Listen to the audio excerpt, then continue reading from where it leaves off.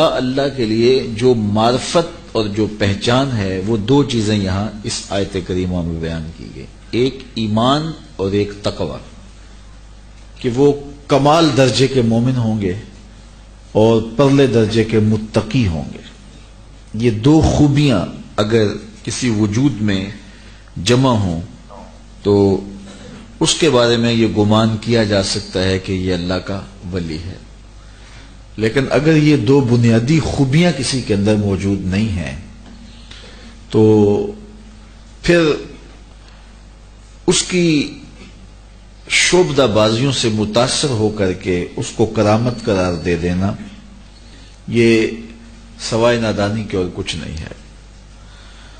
یہ بات ذہن میں رکھیں کہ ہر وہ خرق عادت امر جس کی نظیر لانا ممکن نہ ہو، اگر ولی کے ہاتھوں سے ہو تو اسے کرامت کہا جاتا ہے، اور اگر وہ کسی فاسق و فاجر یا بے دین کے ہاتھوں سے ظاہر ہو تو اسے استدراج کہیں گے۔ جس طرح قرب قیامت میں دجال آئے گا، مارے گا بھی زندہ بھی کرے گا، تو اس کی کرامت نہیں ہو سکتی، اس کا معجزہ نہیں ہو سکتا، یہ اس کا استدراج ہوگا۔ تو استدراج اور کرامت کے درمیان فرق کو کیسے محسوس کیا جائے کہ یہ استدراج ہے اور یہ کرامت ہے؟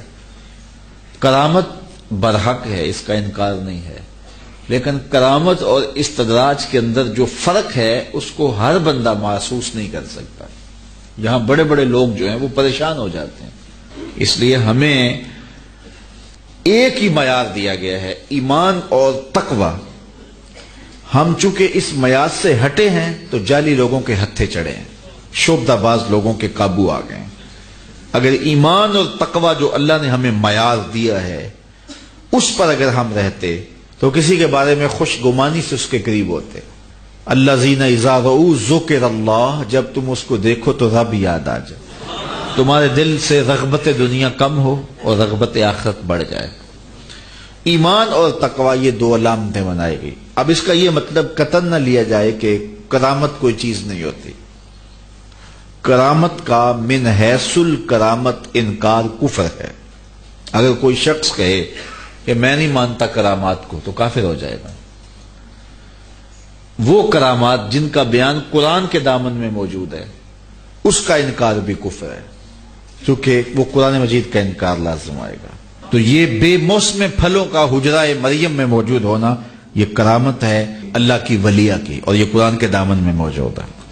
تو یہ اس کا من حیث الکرامت نہ انکار کیا جا سکتا ہے اور نہ اولیاء اللہ کے وجود سے کرامات کی نفی کی جا سکتی ہے۔ لیکن جو بات میں آپ سے کرنا چاہ رہا ہوں وہ یہ ہے کہ ہمارے ہاں یہ مشکل ہے پہچاننا کرامت اور استدراج میں فرق، اس لیے ہمیں ایمان اور تقوی سے کسی کو پرکھنے کا حکم دیا گیا ہے، اور جب ہم یہ معیار بنا لیں گے تو پھر ہم دھوکہ نہیں کھائیں گے، چونکہ یہ اللہ کے جو ولی ہیں ان کے ذریعے سے ہدایت انسانی کا کام لیا جاتا ہے۔ تو اگر اللہ کے بندوں سے ہم دور ہٹ جائیں گے تو ہم اپنے لیے محرومیاں اکٹھی کر لیں گے۔ تو وہ کیسے ہوگا کہ ہم بہت سارے 2 نمبر لوگوں سے دھوکہ کھائیں گے، اور دھوکہ کھانے کے بعد پھر ہم اصل سے بھی کنارہ کشی اختیار کر رہے ہیں، جس کا بہت سارے طبقات ہیں۔ یعنی ایک طبقہ وہ ہے کہ جس نے ہر ایرے غیرے کو مان لیا ہوا ہے، اور ایک طبقہ وہ ہے کہ جس نے ان لوگوں کو دیکھ کر کے حقیقتوں کا انکار کر دیا ہے۔ تو جنہوں نے ایسے لوگوں کے پیچھے لگ کے اپنی عقیدتیں برباد کی ہے وہ بھی برباد ہو گئے، اور جنہوں نے ایسے لوگوں کے روپ کو دیکھا اور حقیقت کا انکار کر دیا وہ بھی اولیاء اللہ کی وجود کی برکتوں سے محروم ہو گئے۔ تو ہمیں آنکھیں کھول کر جینے کی ضرورت ہے۔ ہم دیکھیں کہ اللہ کے جو کامل بندے ہیں وہ 2 صفات سے مالا مال ہیں، ایمان اور تقوی۔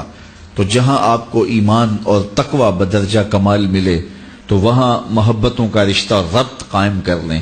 دوسری جانب ہر وہ منہ دراز، ہر وہ شریعت کا باغی، اللہ اور اس کے رسول کا دشمن جو اس روپ کے اندر، اس لباس کے اندر آ کے لوگوں کی عقیدتیں لوٹتا ہے اور اس کے عمل سے، رویے سے، طرز زندگی سے شریعت کی مخالفت ہو رہی ہے، تو ہم کبھی بھی اس کو نہ سپورٹ کریں اور نہ اس کی قربت میں بیٹھیں۔ اس وقت معاشرے کے اندر زیادہ تر ایسے لوگ موجود ہیں جو حقیقت کا روپ دھار کر کے بہروپیے لوگوں کی عقیدتوں کو لوٹ رہے ہیں۔ آئے دن اخبارات میں خبریں چھپتی ہیں اور سوشل میڈیا کے اوپر روز کوئی نہ کوئی تصویر گھوم رہی ہوتی ہے، کوئی شریعت کا باغی، کوئی عورتوں سے بغل گیر ہو رہا ہے، اور کوئی جو ہے وہ عجیب دمال ڈال رہا ہے اور عجیب چکر بازیاں کر رہا ہے، اور وہ ہمارے کھاتے میں ڈال دیا جاتا ہے، اور جاہل لوگ ان کو ماننے کے لیے معاشرتوں میں موجود ہوتے ہیں۔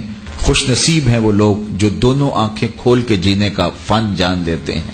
اگر اس دنیا میں رہنا ہے تو کچھ پہچان پیدا کر، لباس خضر میں یا سینکڑوں راہزن بھی رہتے ہیں۔